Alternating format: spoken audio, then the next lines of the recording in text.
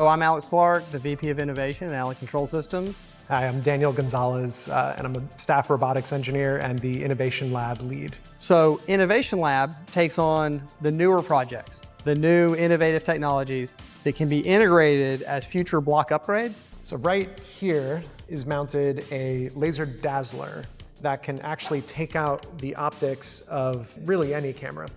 This is something that we get a lot of questions about from our customers.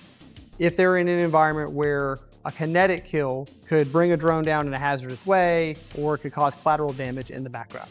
Let's say you're defending the White House or something. You don't want to actually fire bullets like we could do on the battlefield with this, but we still want to be able to make that drone unusable. So if you could disable the cameras on it, the adversary can no longer conduct their mission. You are doing a counter-UAS activity, but you are not doing a kinetic intercept. So we use this as our very first target for our laser Dazzler here. The drone itself was shot down at some point using the actual kinetic solutions, but the camera still worked.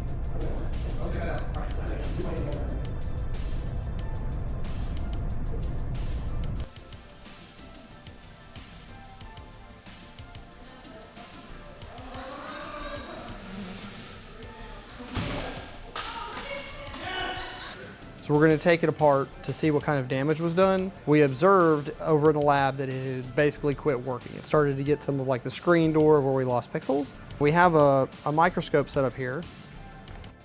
You can see damage done to the focal plane. So these would have been where the laser struck, and this is where we saw the cross hatching of the row pixels, and then eventually half the camera quit working.